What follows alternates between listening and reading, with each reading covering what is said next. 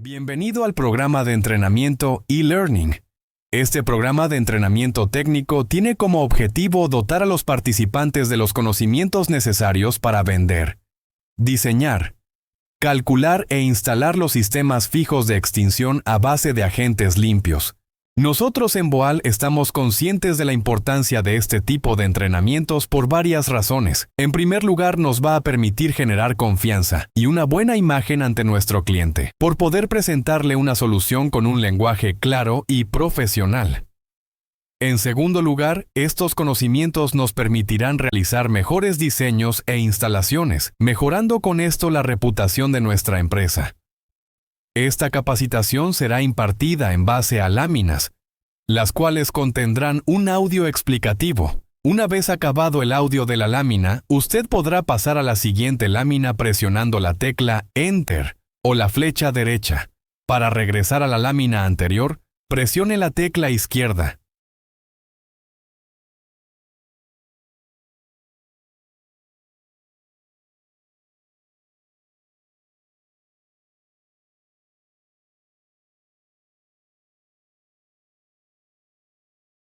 Sala crítica es aquella en la que se realizan procesos que no pueden ser interrumpidos o que resguarda bienes valiosos. Bancos, aeropuertos, hospitales son algunos ejemplos de lugares que no pueden interrumpir sus operaciones bajo ningún motivo. Igualmente donde se almacene información o bienes valiosos.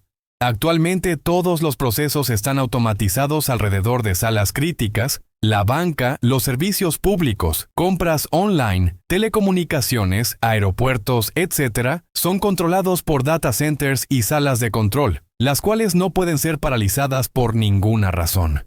¿Se imaginan el daño reputacional de un banco que por haber sufrido un conato de incendio en un data center tenga que cesar sus operaciones 2 o 3 semanas? ¿O una empresa de telecomunicaciones por una razón similar nos deje de prestar servicio por un mes? ¿Qué reacción tendría el público?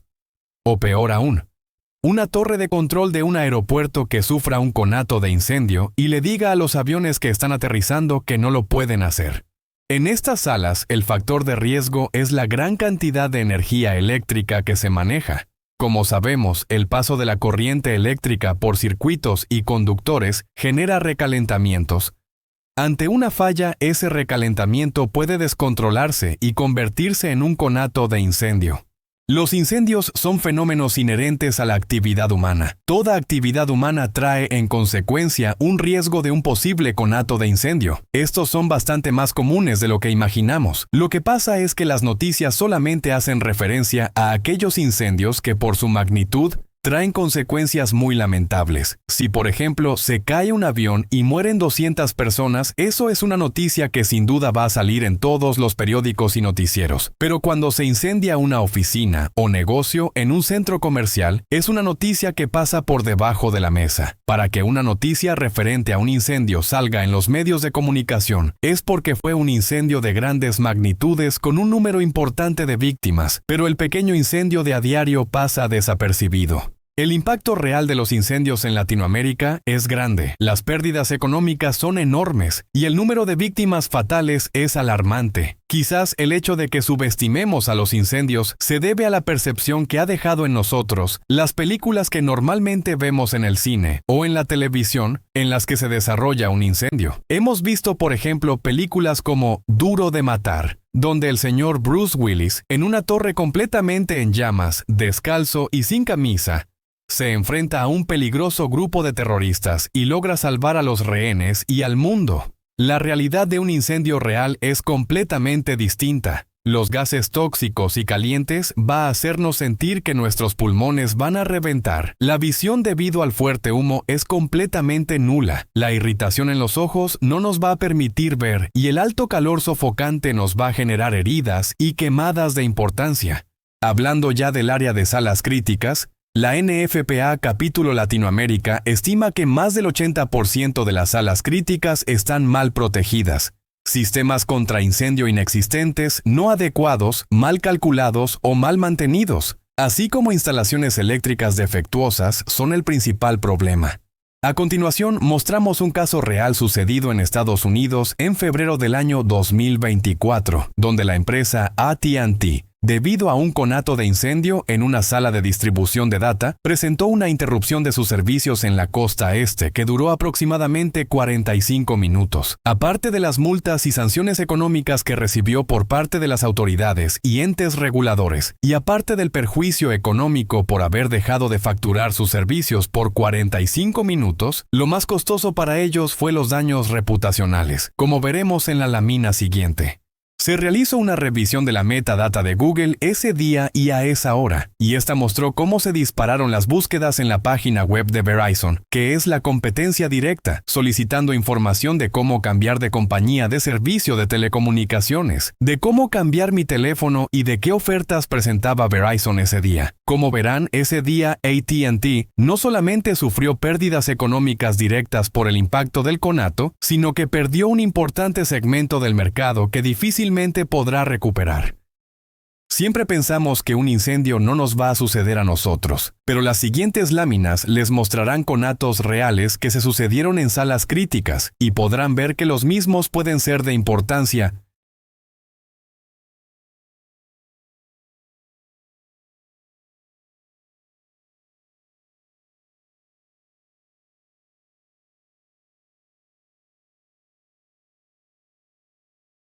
Como verán, sí se pueden suceder incendios de magnitud importante en una sala de cómputos, y como han visto en estas fotos, el estado en la que quedan las mismas. Muchas de ellas son irrecuperables en el corto o mediano plazo. Una sala con estos niveles de daño puede tardar meses en ser recuperada.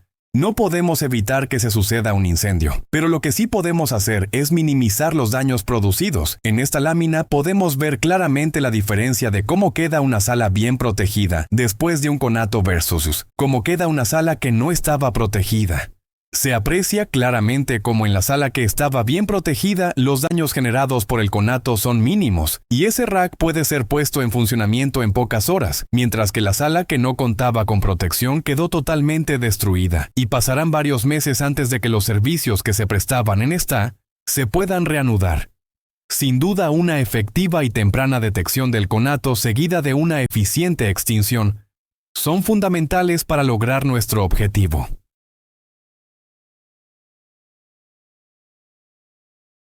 Acá presentamos un data center completo.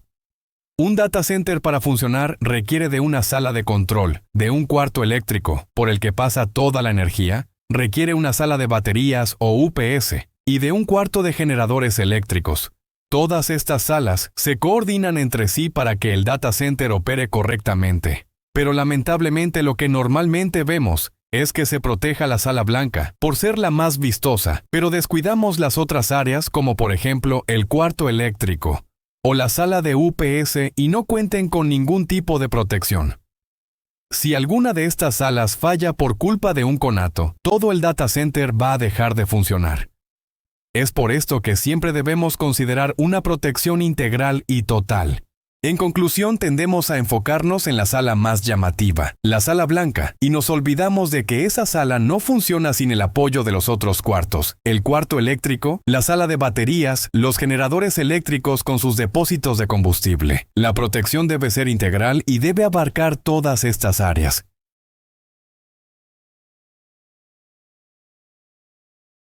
Hay que tener en cuenta que esto no es un producto, es un sistema. Es un sistema que está compuesto por varios productos independientes, que deben integrarse y coordinarse para lograr un objetivo. Es justamente por eso que debe existir un criterio de ingeniería en el diseño de cada solución que se realice. Y debe siempre en este proceso de diseño e integración ir de la mano con lo que exigen las normas técnicas al respecto. Las normas técnicas son documentos técnicos que regulan los requisitos y las características que debe tener un sistema. El objetivo de estas normas es minimizar la posibilidad de que se produzca un incendio, y en el caso de que éste ocurra, detectarlo y extinguirlo. Su único objetivo es salvar vidas y salvar bienes. Estas normas técnicas son producto del estudio y del análisis de la información de incendios que se suceden a diario. Es por esto que estas normas cambian constantemente y nos obligan a adaptarnos a nuevos requisitos.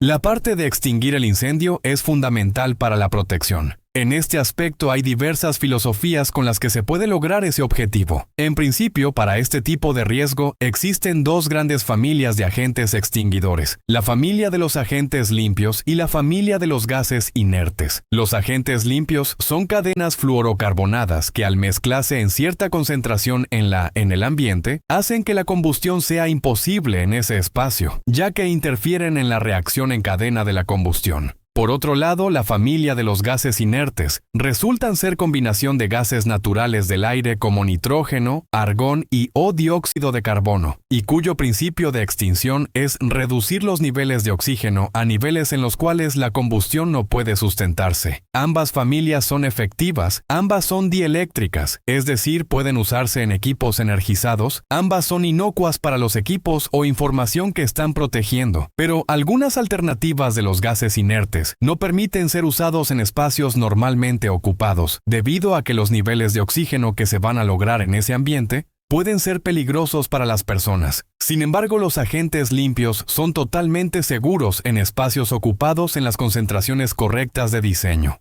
Hoy existen diferentes agentes limpios en el mercado, pero los más populares y efectivos hoy día son el FM200 y el FK5112. Ambos son efectivos en fuegos clase A, B y C.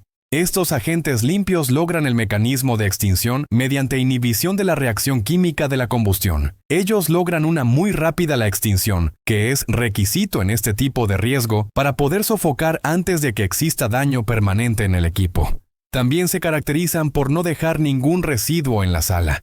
No son tóxicos para los ocupantes, son dieléctricos. Se pueden aplicar sobre equipos energizados. Son inocuos para los equipos que estamos protegiendo. Y con la combinación de todo esto se permite la continuidad de las operaciones. La cantidad de agente extinguidor necesaria será función al volumen a proteger, ya que su principio de extinción es volumétrica, es decir, inundación total. Hay que lograr una concentración del agente en todo el ambiente de la sala para lograr inertizar esa atmósfera y lograr la extinción. Entre otras características y ventajas que presentan los agentes limpios, es que no reducen los niveles de oxígeno del ambiente, por lo que no representan ningún riesgo para los ocupantes.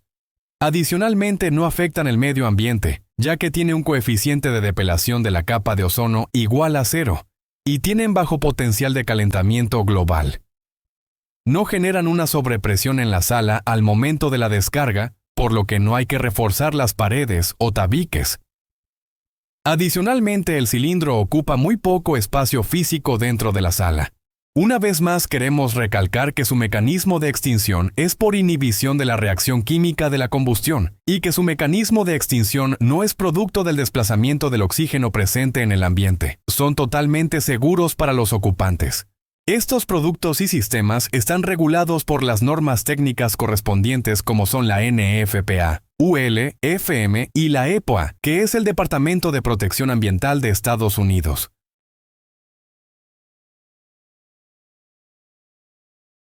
Existen dos filosofías o enfoques diferentes para abordar cómo debe ser protegida una sala crítica. Dependiendo del escenario que se presente, debemos seleccionar entre trabajar con la filosofía de inundación total o trabajar con la filosofía de microsupresión. Acá tenemos otra representación de un sistema de inundación total, donde vemos un cilindro que va a contener toda el agente limpio necesario para alcanzar la concentración de diseño. Conectado a este cilindro tendremos la red de tuberías de descarga, encargadas de llevar el agente a los distintos puntos de la sala. Estas tuberías terminan en boquillas de descarga, cuya función es distribuir el gas uniformemente, y con esto lograr una uniforme concentración en toda la sala. Igual que la lámina anterior, un sistema de detección de incendios detectará el momento del inicio del conato para iniciar la liberación del agente.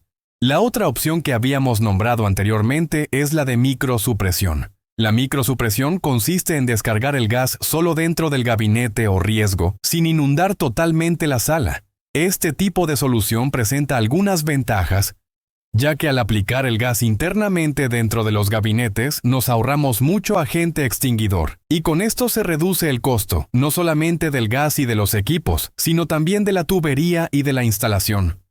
Por otro lado, estos sistemas también tienen sus limitaciones, ya que se requieren que los gabinetes presenten un cierto nivel de hermeticidad.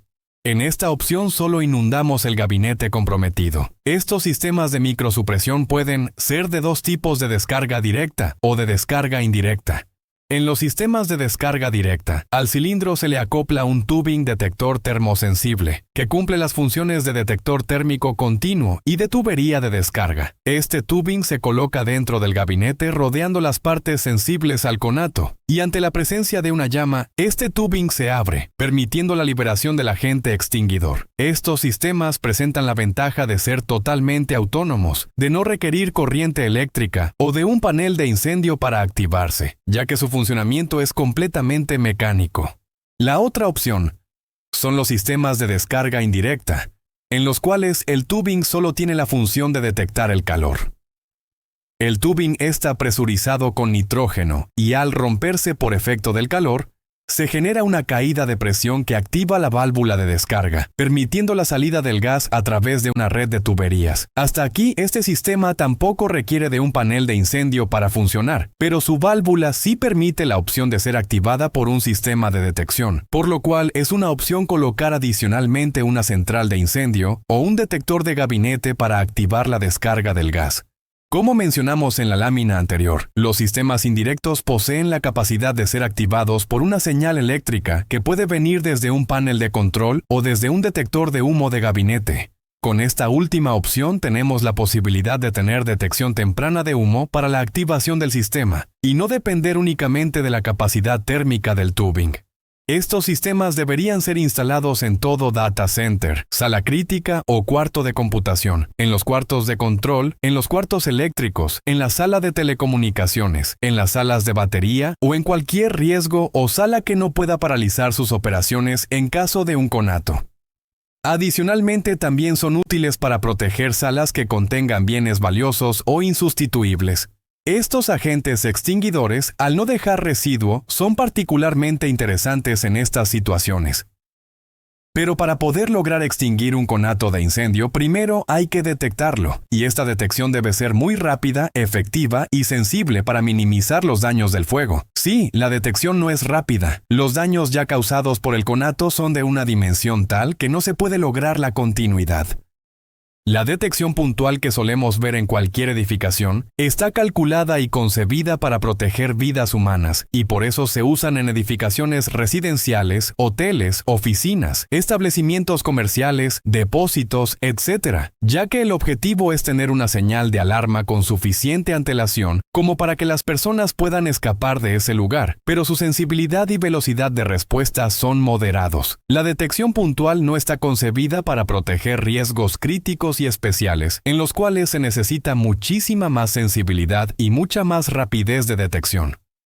Los conatos en estas salas críticas se van a manifestar de una manera muy particular. No va a generarse una cantidad importante de calor ni de humo, y estos humos van a ser muy tenues y sutiles. Estos incendios van a ser típicos de fuego clase C, que son conatos fríos que generan muy poca cantidad de humo, y estos serán muy débiles, tenues y fríos. Normalmente siempre hemos escuchado que el humo siempre sube, y eso no es rigurosamente cierto. El humo sube siempre que esté más caliente que el aire que lo circunda.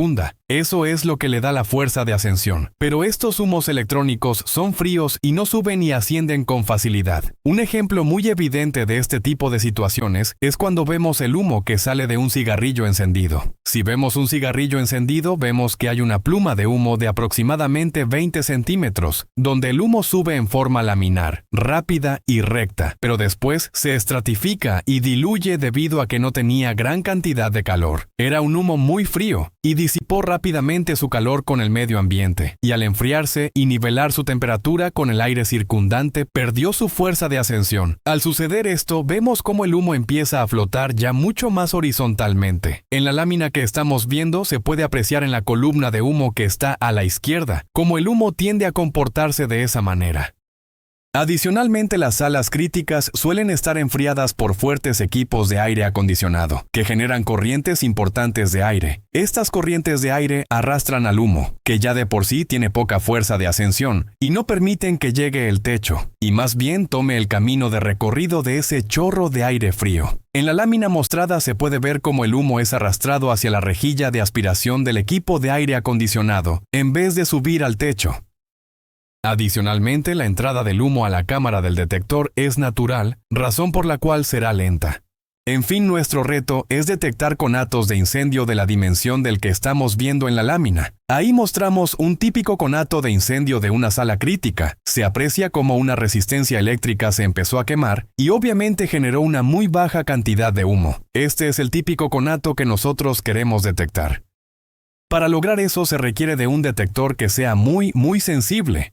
Miles de veces más sensible que un detector puntual y que además obligue al humo a entrar rápidamente al detector. Adicionalmente, debe ser inmune a falsas alarmas. La solución es detectores de alerta temprana de humo por aspiración. Como ya mencionamos, la solución es utilizar detección temprana de humo por aspiración. Este tipo de detector aspira a través de una red de tuberías el aire de toda la sala, obligándolo a llegar rápidamente a la cámara del detector. En esta cámara, un sensor especial va a ser capaz de detectar la más mínima partícula de humo presente, y así alertarnos de que un conato se está iniciando. El simple recalentamiento de un elemento electrónico, que genera ese típico olor a cable quemado, es suficiente para obtener una señal de alerta. Los conatos en salas críticas son de lento crecimiento. Eso, unido con la alta sensibilidad del detector y al efecto de aspiración, hace que tengamos una rápida detección. Han presentado experiencias de tener alerta de incendio con varias horas de antelación antes de la aparición del conato.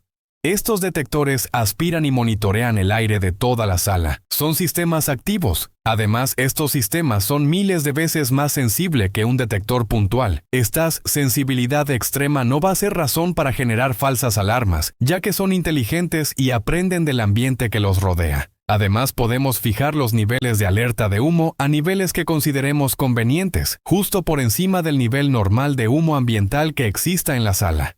La detección temprana de humo por aspiración o ASD es exigida por las normas técnicas NFPA 75 y NFPA 76, que regulan la protección de salas críticas de procesamiento de data y de salas de telecomunicaciones.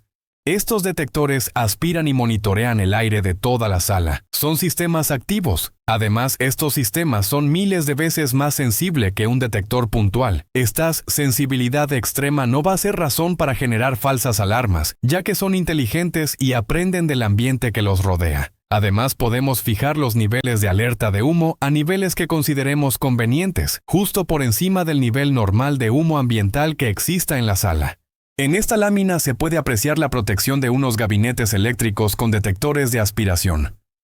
De estos detectores salen tubos capilares de aspiración que van a introducirse en los gabinetes y así poder monitorear el aire de cada uno. En caso de que en algún gabinete empiece a generarse un recalentamiento importante que genere partículas de precombustión, estas partículas serán llevadas rápidamente al detector y él nos indicará la necesidad de tomar algún correctivo.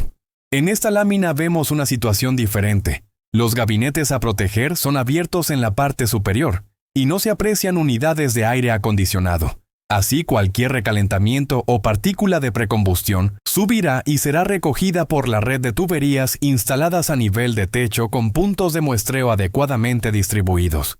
Aquí tenemos otro ejemplo, una sala con gabinetes de equipos eléctricos. Acá estos gabinetes son monitoreados con tubos capilares de aspiración que llevarán muestras del aire al detector. Otra situación similar a la anterior, donde los gabinetes completamente cerrados están siendo protegidos. El mismo caso anterior mostrado con más detalle. Mostramos otro riesgo de gabinetes protegidos bajo la misma filosofía. Como sabemos, los racks con equipos electrónicos muchas veces son enfriados haciendo circular el aire frío a través de ellos. El equipo de aire acondicionado inyectará aire frío por el piso falso y este aire subirá atravesando los racks. Una solución es colocar tubería de aspiración a nivel de techo, la cual atrapará algunas de estas partículas de precombustión que pudiesen aparecer. Pero debido a la fuerte corriente de aire que puede generarse en esa sala, algunas de estas partículas no subirán al techo y serán arrastradas por la corriente de aire hacia el filtro de la succión del aire acondicionado. En este caso se complementa el diseño colocando tubería de aspiración en la parte de la succión del aire acondicionado, con los orificios de muestreo colocados de frente a la dirección del flujo de aire. En esta foto mostramos ese tipo de solución. Se muestran unidades de aire acondicionado de precisión que succionan por la parte superior e inyectan el aire frío hacia el piso falso. Podemos apreciar la tubería de aspiración colocada en la parte superior de estas unidades. Así, cualquier partícula de precombustión que sea arrastrada por la corriente de aire, al pasar alrededor por ese tubo, será succionada hacia el detector. Acá tenemos otra imagen mostrando la misma situación. Pero los data center no son el único tipo de sala crítica que debe ser protegida con detección temprana por aspiración. Hay también salas críticas que contienen activos valiosos o irreemplazables, como es el caso de museos o lugares históricos, donde la arquitectura y estética no puede ser alterada con un sistema de detección convencional de detectores puntuales. Así, por ejemplo, tenemos el museo que mostramos en esta imagen, el cual alberga piezas valiosas, por lo cual se requiere de una importante protección. Y por las características arquitectónicas no es viable colocar detectores puntuales en el techo, que aparte de ser poco efectivos por la gran altura de la sala, también alterarían la estética del lugar. En este caso, la solución seleccionada fue trabajar con detección temprana por aspiración. En este caso, se corrió la tubería de aspiración por la parte superior de cornisa, que vemos marcada con la flecha blanca. De esa manera se logra un elevadísimo nivel de protección sin alterar la parte estética. En esta imagen se nos plantea el mismo problema que el anterior. Esta es una sala histórica que había que proteger, la cual por razones estéticas no se podía alterar. Colocar cualquier detector puntual en el techo era una solución inaceptable. La solución fue colocar un sistema de aspiración con tuberías capilares, en lugares escondidos, como el interior de la chimenea, y así monitorear todo el aire de los ambientes.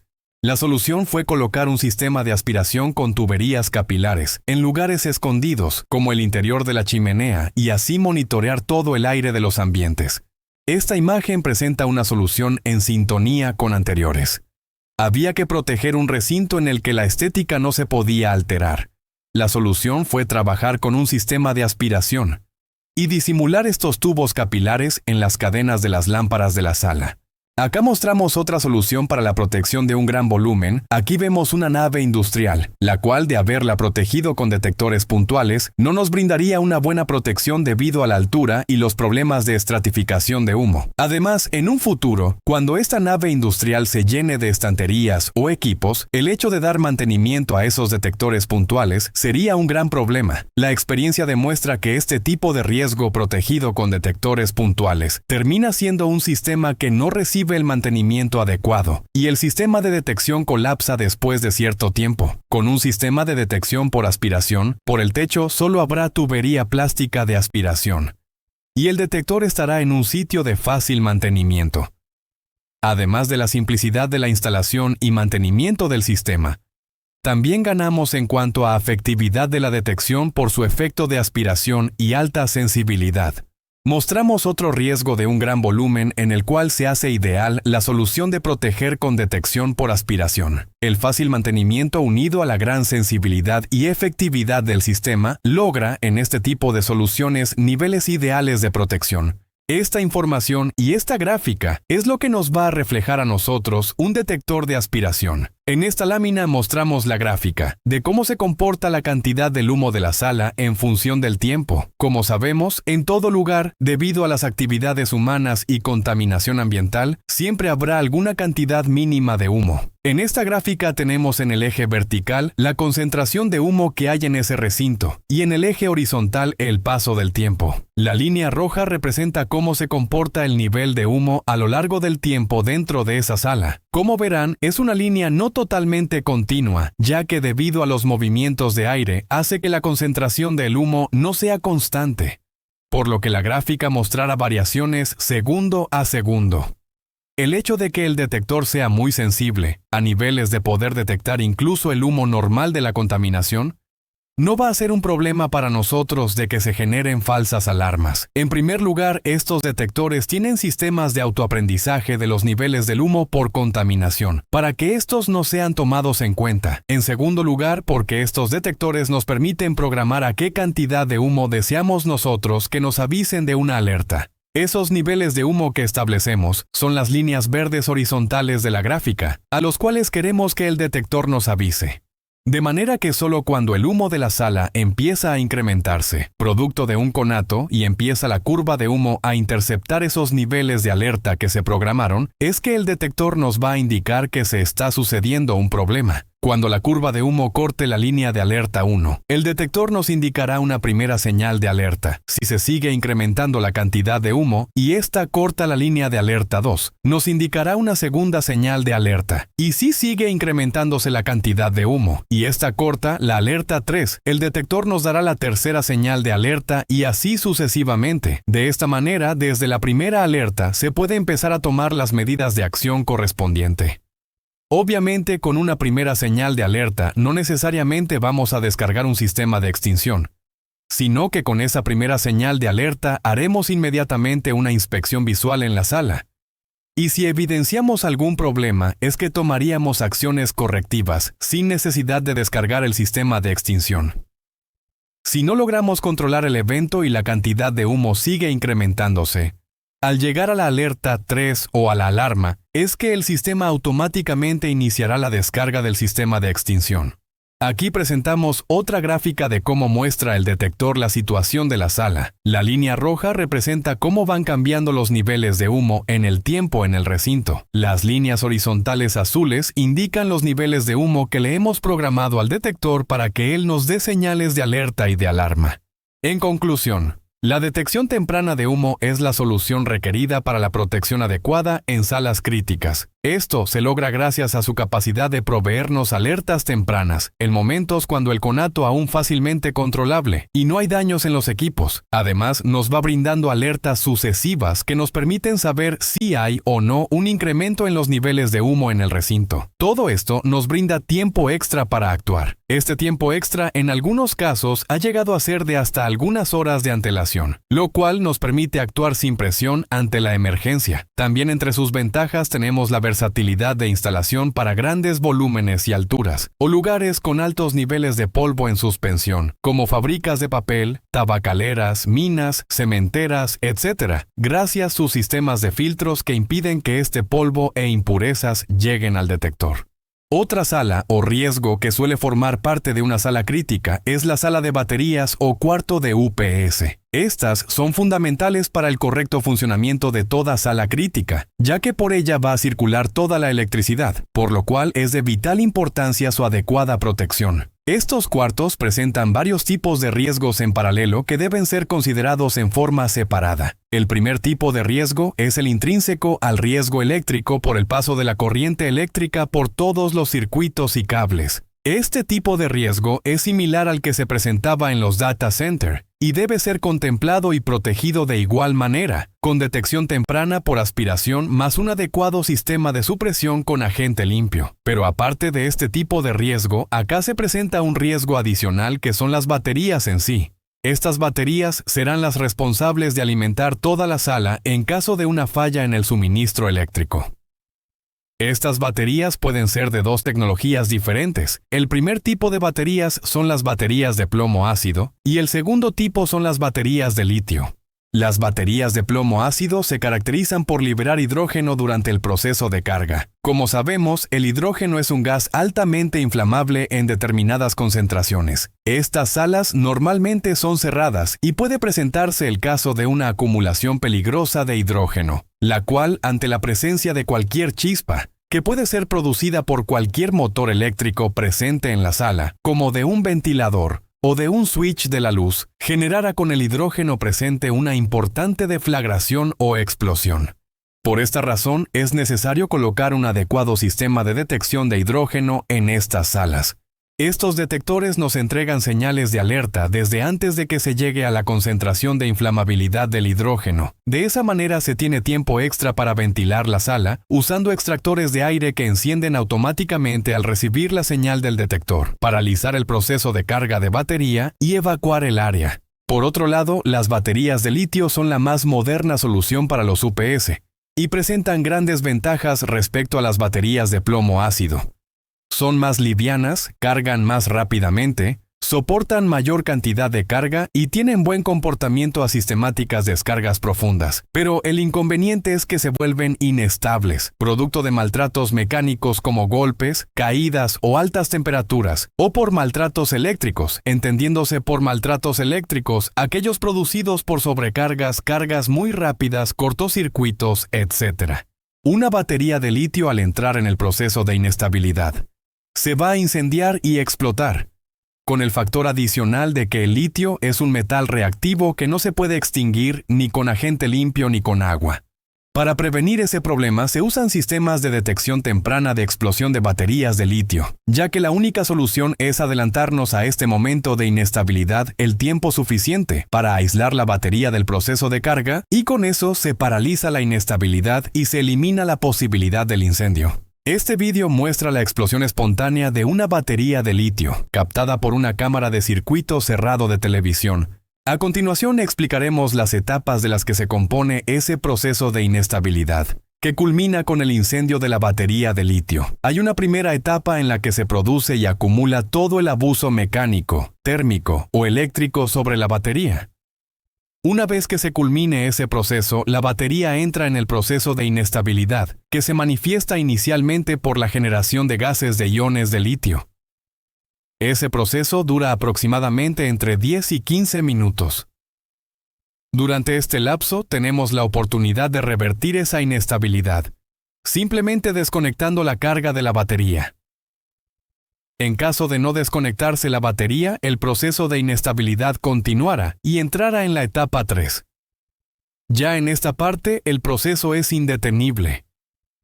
En esta etapa 3 aparecen las primeras emisiones de humo producto del recalentamiento de la batería, e inmediatamente entramos en la etapa 4, donde ya hay presencia de fuego. En este diagrama se puede apreciar más claramente cómo funciona todo el sistema. En el punto número 1 es cuando comienza a generarse los primeros iones de litio que marcan el inicio del proceso de inestabilidad de la batería. Es justo en ese momento donde el sistema de ion-Tamer detecta esa situación y nos da la señal de alerta. Si con esa señal de alerta desconectamos la batería del proceso de carga, se paraliza el proceso de inestabilidad y la batería vuelve a su condición normal. De no ser desconectada la batería, la inestabilidad continuará por un periodo que varía entre 10 a 15 minutos, en el cual la batería comienza a recalentarse.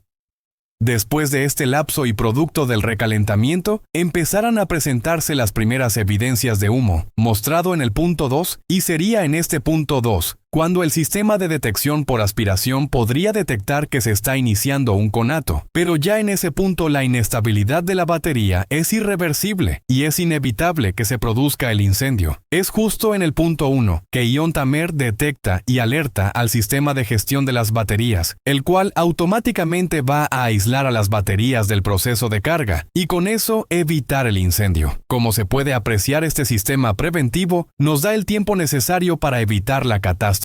Hay que recordar que por ser el litio un metal reactivo, sus incendios son muy complejos de extinguir. El litio muestra un fuego clase D, que no es extinguible ni con los agentes usuales o con agua.